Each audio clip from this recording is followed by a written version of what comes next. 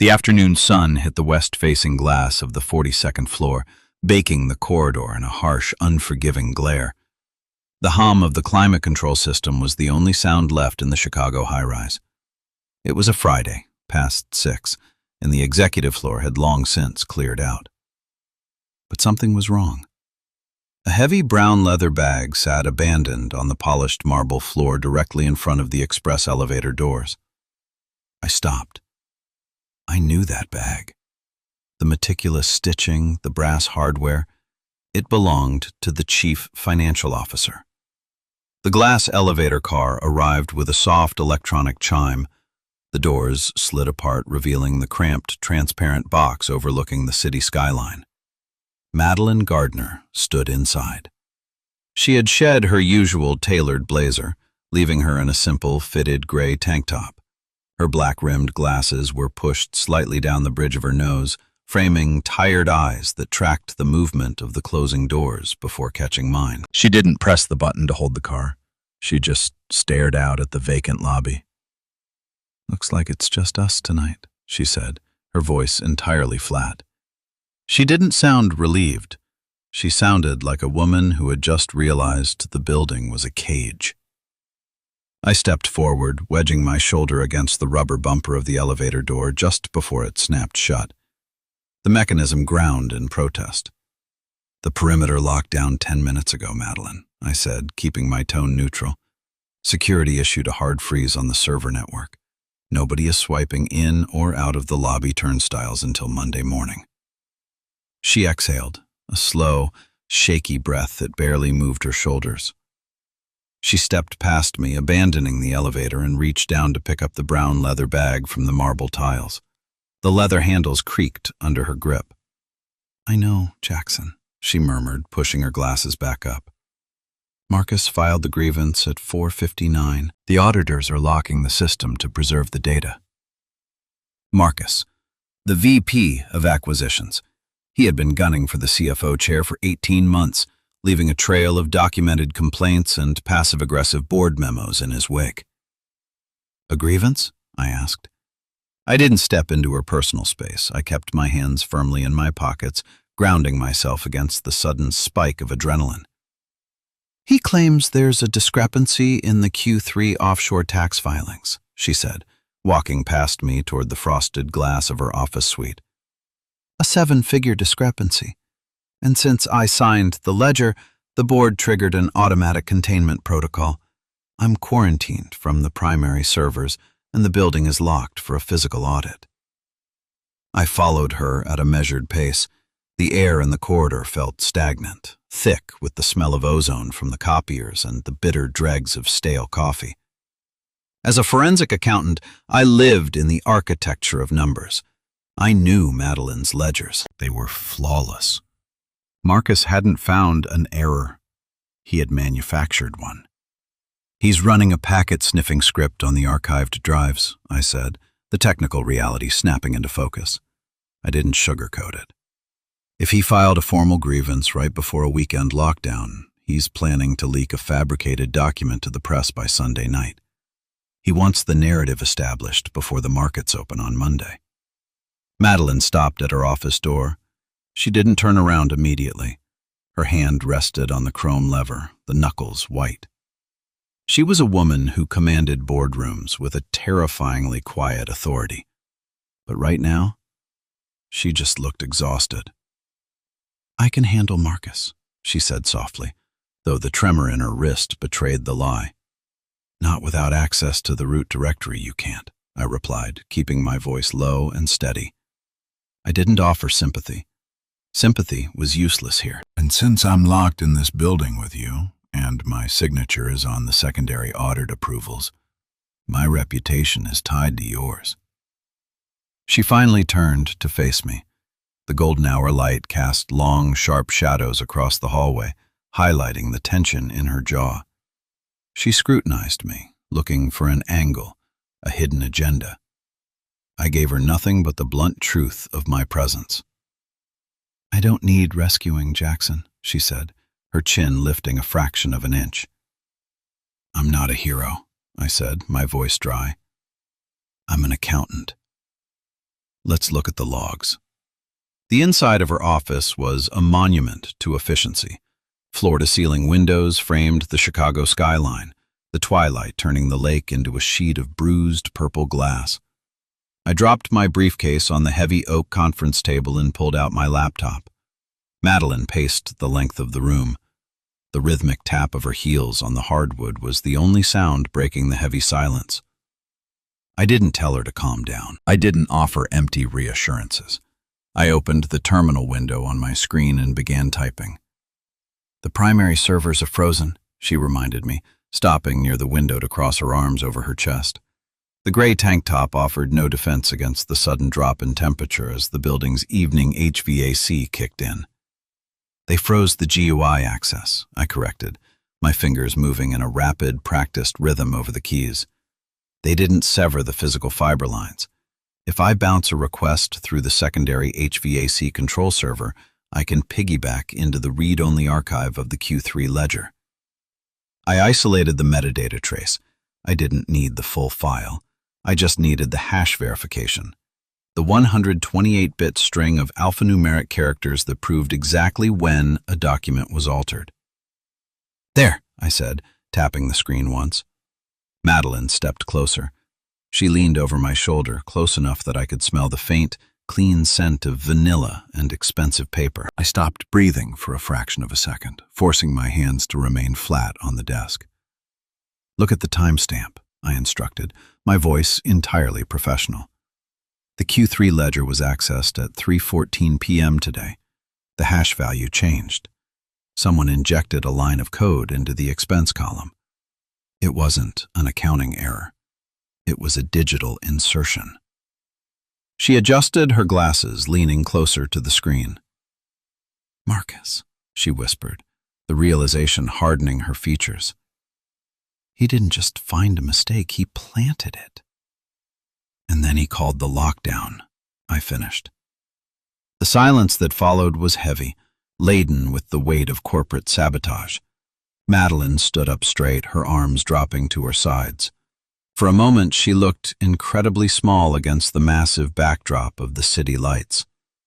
I reached into my bag and pulled out a fresh legal pad and a pen. I slid them across the oak table toward her. "We have 36 hours before he leaks the document to the press," I said, leaning back in my chair. "I can isolate the MAC address of the terminal that made the injection, but I need you to map out every financial authorization Marcus requested in the last month. We find the pattern, we find his leverage." She looked at the yellow pad, then up at me. The tension in the room shifted, the frantic edge of panic dissolving into the cold, hard mechanics of a plan. "You're staying," she stated. It wasn't a question. "I charge by the hour," I replied smoothly, a dry quip to lower the heat in the room. "And you're buying dinner." The night stretched out, a marathon of blue light and quiet keystrokes. I worked from the small sofa in the corner, my laptop burning hot against my thighs. Madeline sat at her massive desk, surrounded by stacks of printed ledgers, highlighting discrepancies with a sharp, focused energy. Around 2 a.m., the ambient temperature in the building plummeted. The central heating always cycled down on weekends. I watched from the periphery of my vision as Madeline rubbed her bare arms, shivering slightly in the thin gray tank top. She didn't complain. She just gripped her pen tighter and kept reading. I closed my laptop quietly. I stood up, taking my heavy wool suit jacket from the back of the chair. I walked over to her desk and draped it over the back of her leather seat. She looked up, startled by the movement. "I'm fine, Jackson." "The ambient temperature is 62 degrees, I said, walking back to my spot without lingering. "Your typing speed dropped by 20% in the last hour. Put the coat on, Madeline. It's practical, not a statement." She stared at me for a long moment, her eyes searching my face for pity. Finding none, she reached back and pulled the jacket around her shoulders. It swallowed her frame, the dark wool stark against her pale skin. "Thank you," she murmured, turning her focus back to the paper. "Did you find the pattern?" I asked, keeping the conversation rooted in the work. She nodded, sliding a highlighted ledger across the desk. Marcus requested a transfer of funds to a subsidiary in the Cayman Islands 3 weeks ago. I denied it. It lacked proper vendor verification. The fake entry he injected into the Q3 ledger perfectly mirrors the exact amount of that denied transfer. I picked up the paper, scanning the highlighted lines.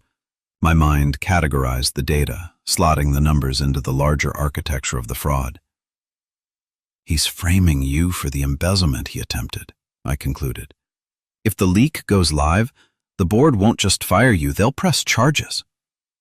Madeline leaned back, closing her eyes. The wool of my jacket rode up around her neck. If this gets out, my entire career is over. Everything I built here, it's just gone. The vulnerability in her voice was a sudden, sharp crack in her armor.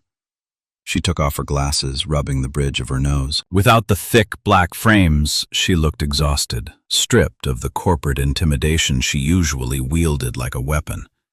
I didn't offer a motivational speech. I didn't tell her it would be okay. I placed my phone face down on the desk, giving her my absolute, undivided attention. "It won't get out," I said, my voice low and absolute. "Because I'm going to rip the code apart and document the exact IP address that made the change. I'm going to tie it directly to his login credentials. We aren't going to defend you, Madeline. We are going to dismantle him." She opened her eyes, meeting my gaze. The silence in the room stretched, heavy and profound. The air felt thick, the proximity of the empty building pressing in on us. I felt the sudden, irrational urge to step closer, to smooth the line of worry from her forehead. I didn't move. I kept my hands firmly on the edge of the desk. The restraint wasn't just professional. It was protective. She was cornered, fighting for her life. The last thing she needed was me complicating the space between us. "You're very sure of yourself, Jackson," she said quietly. "I rely on measurable reality," I replied, stepping back to return to the sofa. "And the reality is, Marcus is sloppy. Now drink your coffee before it freezes." By Saturday afternoon, the exhaustion was a physical weight pressing against my skull. I had run 3 different decryption algorithms on the server logs. Marcus had tried to mask his IP address using a proxy, but he had failed to clear the localized cache on his physical terminal down on the 38th floor. I hit the final execute command on my keyboard. The screen populated with a long string of data. "Got him," I said, my voice rough from disuse. Madeline looked up from the floor where she had been sitting cross-legged amid a sea of paper. She stood quickly, rushing over to the sofa. She leaned down over me, her hand gripping the back of the sofa inches from my shoulder. "What am I looking at?" she asked, her breath ghosting over my collar. I pointed to the highlighted line on the screen. "That is a MAC address. It's a unique hardware identifier. It belongs to the desktop computer in Office 3840, Marcus's office. The timestamp of the ledger alteration matches the exact minute his security badge swiped into that room. I have the digital footprint locked, saved, and exported to 3 separate offline drives." Madeline stared at the screen, the reality of the proof washing over her. She exhaled a long, shaky breath. The tension that had been holding her spine rigid for 24 hours seemed to snap. She turned to me, and before I could process the movement, she wrapped her arms around my neck. It wasn't a romantic embrace. It was the desperate, crushing relief of someone who had just survived a car crash. I froze. The sudden contact was overwhelming. I didn't focus on the softness of her body or the scent of vanilla. I focused on the absolute, sudden silence that settled over my mind. The chaotic noise of the algorithms, the ticking clock, the corporate threat, it all vanished. The physical act acted as a shield against the world. It was a quiet room, insulated from the chaos. I slowly brought my hands up, resting them tentatively against her back. I didn't stroke her skin. I just held her steady, offering a firm, grounding pressure. "You did it," she whispered into my shoulder. "We did it," I corrected softly. She pulled back after a moment, realizing the intimacy of the gesture. A faint flush touched her cheeks, but I didn't point it out. I simply turned back to the screen, giving her the dignity of space. "Now," I said, my voice perfectly level, "we prepare the legal response. When the board meets on Monday morning, we don't just survive this. We set the terms." Sunday morning arrived with a new complication. My phone buzzed on the glass coffee table. I picked it up, staring at the notification banner. It was a Google alert. The keyword was Madeline Gardner. "Madeline," I said, the tone of my voice causing her to look up sharply from her coffee. "What is it?" I turned the screen toward her. An anonymous financial blog had just published a blind item. It didn't name the company, but it listed the exact dollar amount of the discrepancy and hinted heavily at a female CFO in Chicago facing imminent federal audit. "He leaked it early," she breathed, the color draining from her face. "He didn't wait for Monday. He bypassed the press and went straight to the whisper networks." The reputational hit was spreading. Within hours, the board members would see it. The leverage had shifted. "He's trying to force a resignation before the physical audit is complete," I said, my mind calculating the new variables. "If you resign today to save the company face, the board seals the records to avoid a public scandal. Marcus gets the chair, and the injection is never investigated." Madeline stood up, pacing toward the window. The fear was gone, replaced by a cold, brittle anger. "I am not resigning. I built this division." "Then we force his hand," I stated, standing up and grabbing my laptop. "We don't wait for Monday either." I drafted a formal legal hold notice. It was a precise, aggressive document that mandated the immediate forensic seizure of Marcus's physical hardware, citing the exact MAC address and timestamp. "I need you to sign this," I said, placing the document in front of her. "It's a declaration of war. Once you sign it, we email it directly to the board of directors, the internal legal counsel, and Marcus himself.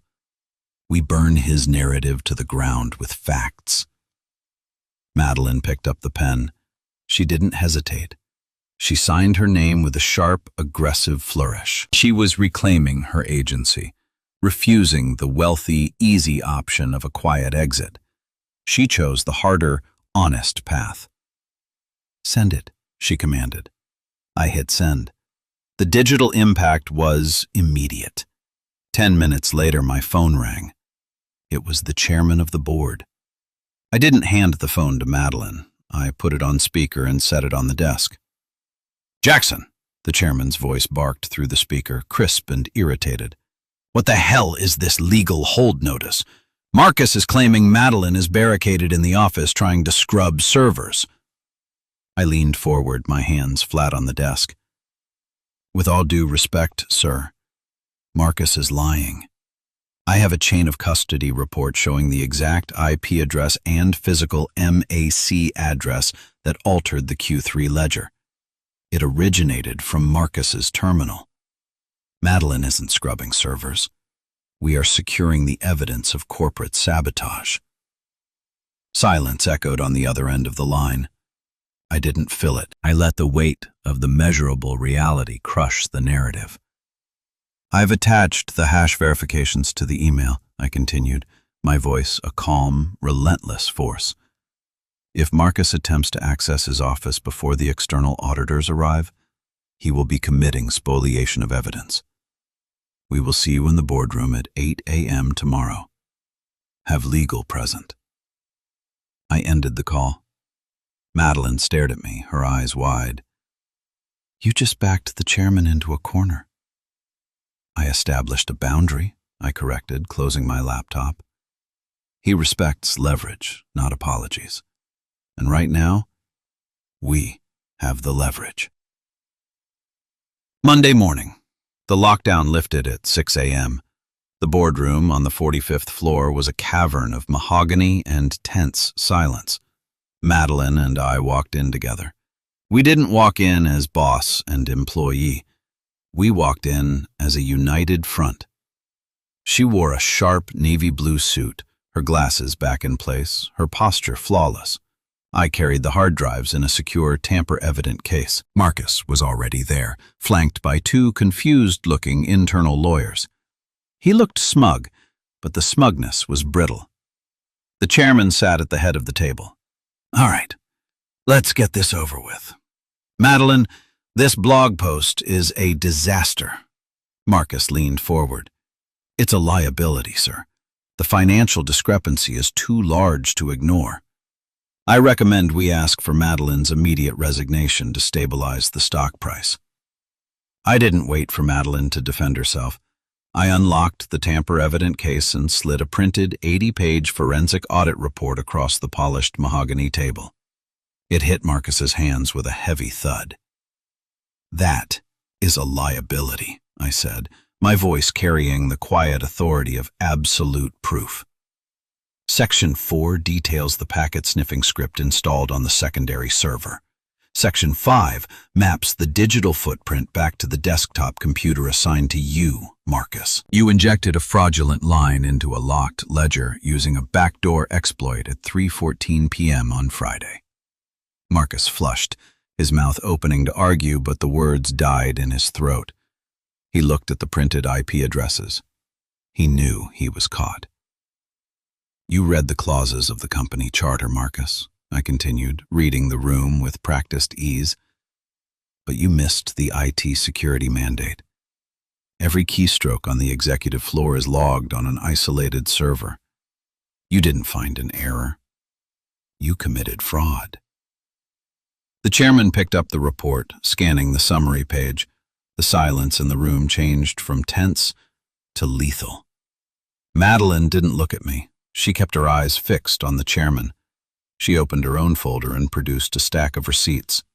"These are the documented transfers Marcus requested over the last 6 months," she said, her voice ringing clear and steady in the large room.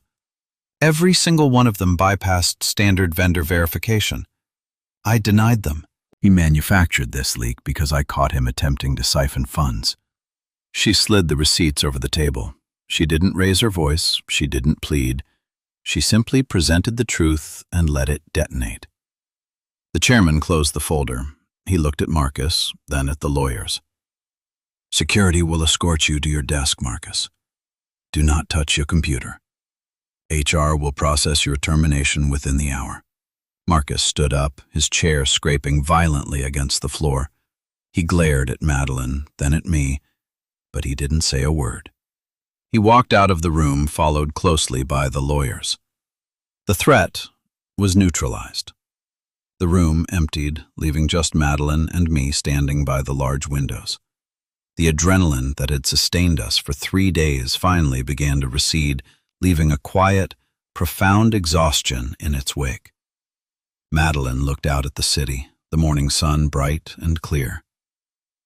"He's gone," she said, almost to herself. "He's gone," I confirmed, packing my laptop back into my bag. She turned to face me. The corporate armor was back in place, but her eyes were different. They held a warmth, a steady trust that hadn't been there on Friday evening. "You saved my life, Jackson," she said softly. "I did my job," I replied, keeping the plain truth at the forefront. "You saved your own life. You refused to resign. You fought back." She stepped closer. The proximity was deliberate. She reached out, her hand resting lightly on the sleeve of my suit jacket. It wasn't a demanding touch. It was a transfer of stability. The faint tremor in her fingers stopped the moment she made contact. The world stopped spinning. "What happens now?" she asked, her voice dropping to a whisper. I looked down at her hand, then up to her eyes. The restraint that had governed every action I took over the weekend felt suddenly heavy, unnecessary. I didn't want to step back anymore. I wanted to stay. "Now," I said, my voice rough. We get out of this building. We walked out of the elevator lobby together side by side. We didn't hide. When we reached the ground floor, the morning rush of employees was pouring through the turnstiles. Madeline didn't step away from me. She maintained the proximity, a visible choice to be seen with me, not as an assistant, but as a partner. We stopped on the sidewalk outside the glass doors. The Chicago wind was sharp, cutting through the morning air. I have a meeting with the SEC regulators on Wednesday to clear the Q3 ledger, she said, looking up at me. I'll be there, I promised. It wasn't a professional commitment. It was a personal vow. She smiled, a small, genuine expression that reached her eyes. She stepped into my space, closing the final distance between us. She kissed me. It wasn't frantic or desperate. It was the feeling of finality, of certainty. It was the moment the wandering stopped. It felt like dropping a heavy anchor in a safe harbor, a promise sealed without words. I didn't pull her close or demand more. I just stood there, accepting the arrival, letting the quiet certainty of the moment lock into place. When she pulled back, the smile remained. I'll see you Wednesday, Jackson. Count on it, I replied. I watched her walk toward a waiting town car. The void that had echoed in my life for years, the weariness of fake corporate loyalties, the isolation of always being the fixer, was gone. It had been replaced by something concrete, something real. Closing thoughts. Looking back now, I realize that true victory isn't about outsmarting the enemy or winning the boardroom war. Winning the wrong way is actually losing. True victory is sleeping with a clear conscience, knowing you stood your ground when it mattered most. Real love, healthy love, isn't about chaotic drama or frantic rescues. It's about consistency. It's about finding someone who will stand in the quiet room with you when the world gets loud, and choosing to build a life on a foundation of absolute, unshakable trust. Please like and subscribe so we can share more stories like this.